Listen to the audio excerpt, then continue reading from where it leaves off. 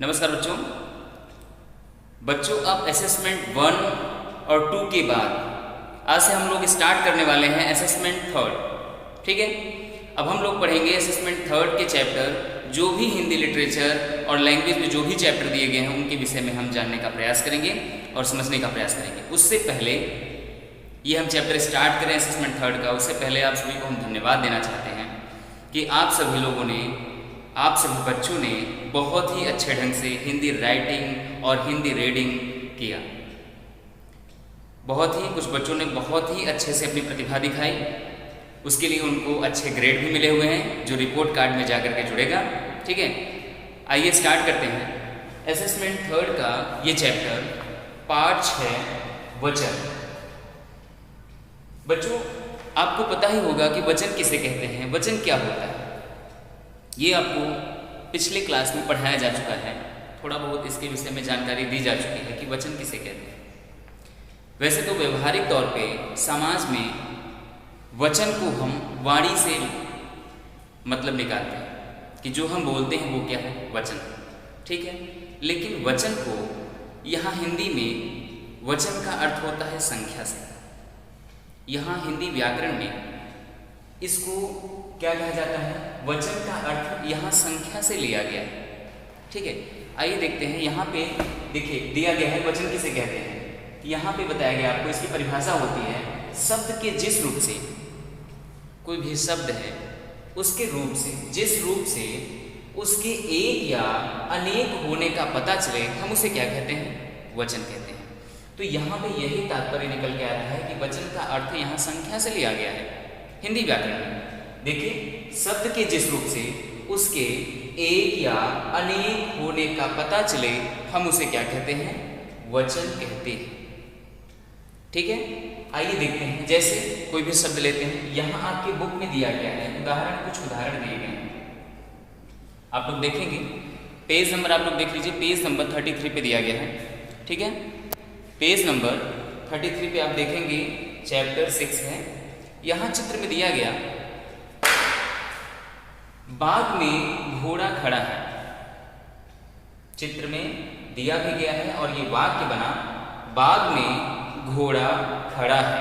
ठीक है, यहाँ पे इस वाक्य में घोड़े शब्द को क्या किया गया है, रंगीन किया गया है। घोड़े शब्द को रंगीन किया गया है। ठीक इसी प्रकार से एक नीचे वाक्य है, बाग में घोड़े खड़े हैं।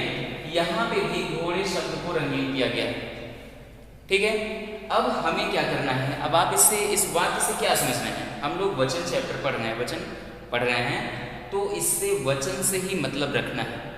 यहाँ पे इस वाक्य में ये जो शब्द है घोड़ा, और ये शब्द क्या हो गया, घोड़े।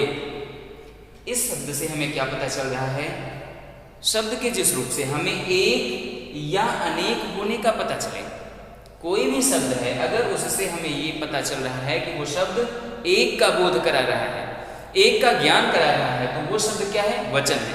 अगर वो शब्द अनेक संख्या का ज्ञान करा रहा है तो भी वो क्या है, वचन ही है। जैसे देखिए, बाग में घोड़ा खड़ा है। यहाँ पे जो घोड़ा शब्द है ये एक घोड़े का ज्ञान करवा रहा है, एक ही घोड़े का बोध करवा रहा है, इसलिए ये घोड़ा शब्द क्या है, वचन। ठीक इसी प्रकार से यहाँ पे भी दूसरे वाक्य में दिया गया, बाग में घोड़े खड़े हैं। शब्द वही है, घोड़ा, अर्थात आप समझ ही रहे हैं, दोनों का मतलब घोड़ा से ही है। लेकिन यहाँ जो इनकी संख्या है, इन शब्दों के द्वारा हमें ऐसा लग रहा है जैसे इस शब्द से पता चल रहा है एक घोड़ा है, और इस शब्द से हमें पता चल रहा है अनेक घोड़े। तो ये है शब्दों का चमत्कार। ठीक है बच्चों, तो हमें यहाँ पे भी बताया गया, शब्द के जिस रूप से उसके एक संख्या या एक से अधिक अनेक संख्या होने का पता चलता है, अनेक संख्या होने का बोध होता है, ज्ञान होता है, उसे हम क्या कहते हैं बच्चों, उसे हम वचन कहते हैं। तो यहाँ पे आपको क्लियर हुआ।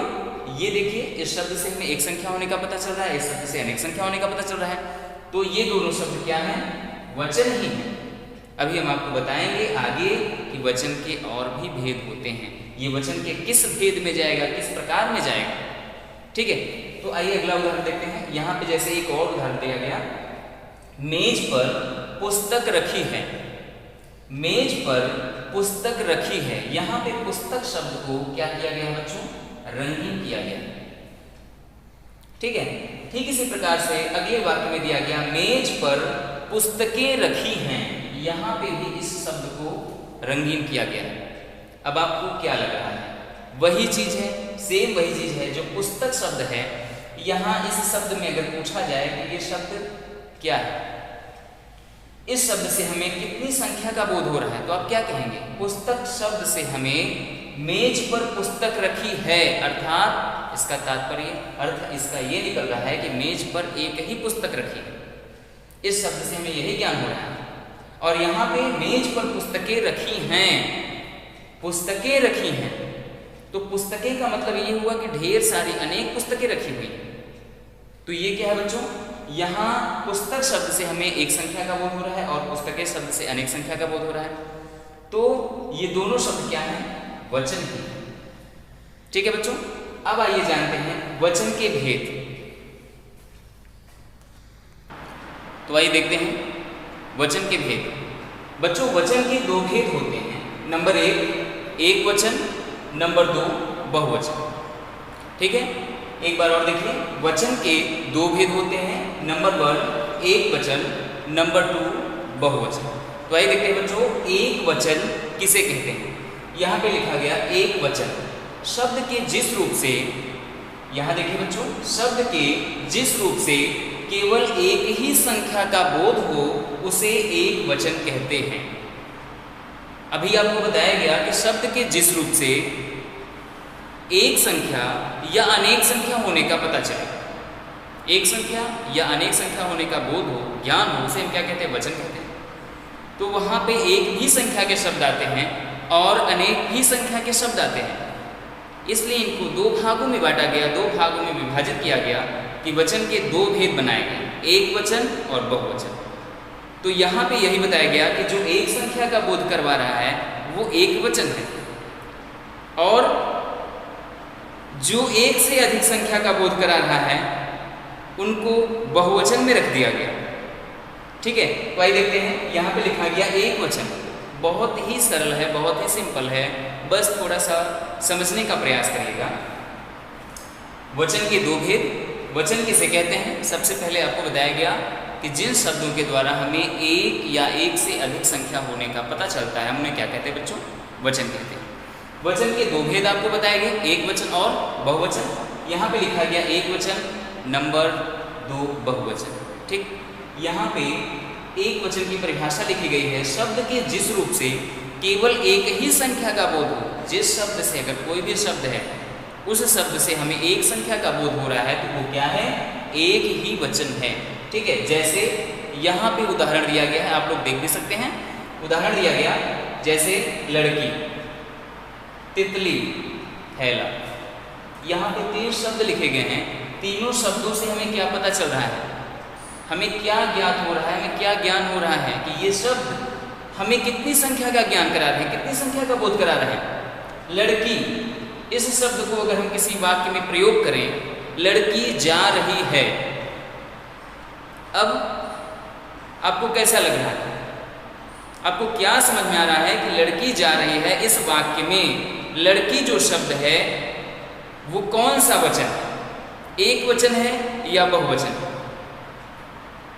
अभी आपको बहुवचन बताया नहीं गया, लेकिन फिर भी उदाहरण के माध्यम से बताने के आधार पे एक वचन और बहुवचन में अंतर आपको स्पष्ट रूप से ज्ञात ही हो गया होगा, जानकारी हो गई होगी।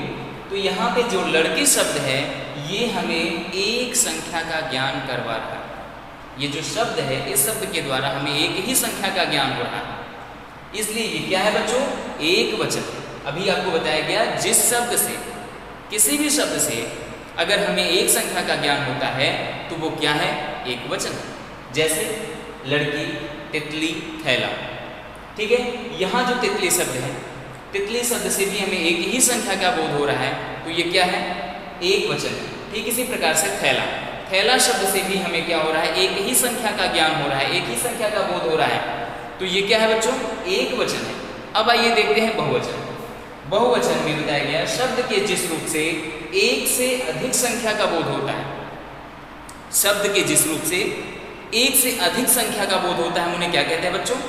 बहुवचन कहते हैं। जैसे देखिए उदाहरण, यहाँ पे एक वचन में आपको उदाहरण बताया गया लड़की, तितली, थैला। अगर इन शब्दों को हम बहुवचन में परिवर्तित करें, बहुवचन रूप में ढालें, तो ये शब्द क्या बनते हैं? जैसे यहाँ बहुवचन में लिखा गया लड़कियाँ, तितलियाँ, थैले।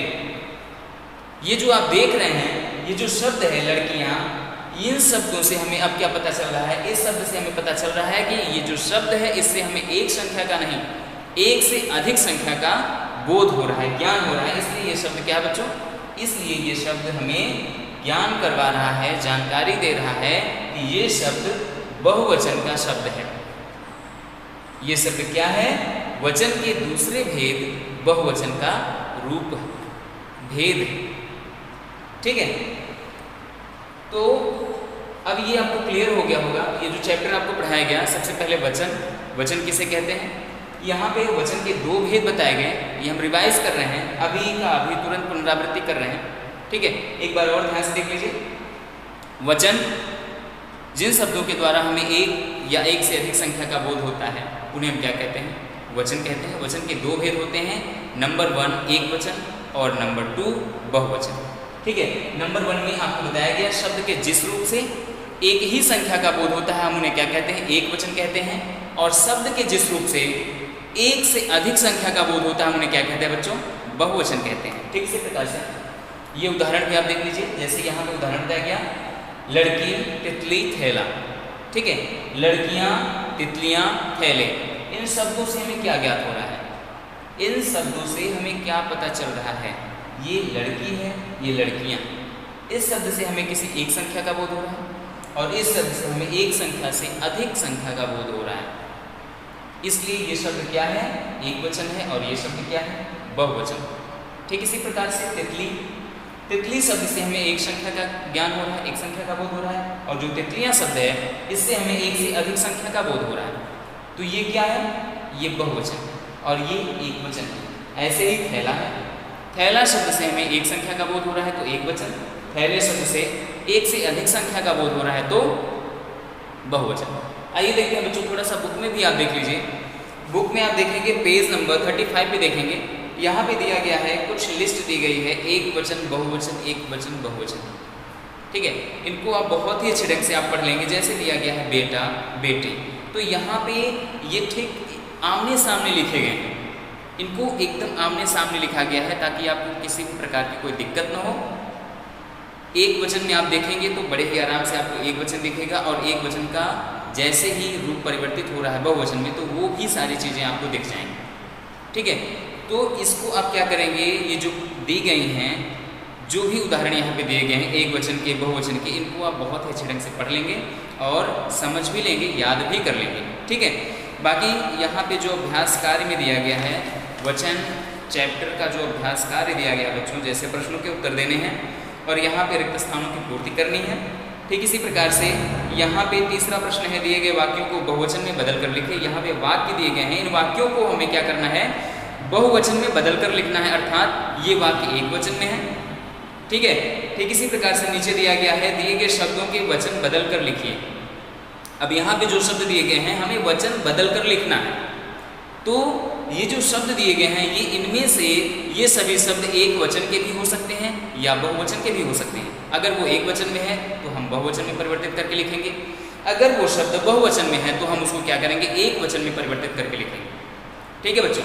ठीक इसी प्रकार से अगला है कि उचित शब्द चुनकर रिक्त स्थानों की पूर्ति कीजिए। यहाँ एक वाक्य दिया गया है, उसमें एक रिक्त स्थान है, उसके सामने ब्रैकेट में शब्द दिए गए हैं, उनमें से हमें शब्दों का चुनाव करना है कि कौन सा शब्द सही है, उस वाक्य के लिए कौन सा शब्द सही है, उन्हें हमें क्या करना है? यहाँ पे सिलेक्ट करके उनको टिक भी करना है और यहाँ पे लिखना भी है। तो ये रहा बच्चों आपका अभ्यास कार्य और ये रहा आपका चैप्टर। ये चैप्टर आप बहुत ही अच्छे ढंग से इस चैप्टर का एक बार दो बार आप पाठन कर लेंगे। उसके बाद आप एक बार अभ्यास कार्य को भी देख लेंगे। अभी आपको जो सारणी बताई गई, जो उदाहरण बताए गए पेज नंबर 35 पे एक वचन और बहुवचन के, इनको भी आप बहुत ही अच्छे ढंग से भली भांति पढ़ लेंगे, समझ लेंगे, याद भी कर लेंगे, ताकि हम आपको अगले वीडियो में जैसे ही इनका अभ्यास कार्य करवाएं तो आप यहाँ लिखने से पहले ही अपना हैंड अप कर सकें, ऊपर कर सकें, हमें बता सकें। ठीक है बच्चों, इसी के साथ रखते हैं और आप लोग इस पाठ का पाठन जरूर कर लीजिएगा, भूलिएगा मत। धन्यवाद बच्चों।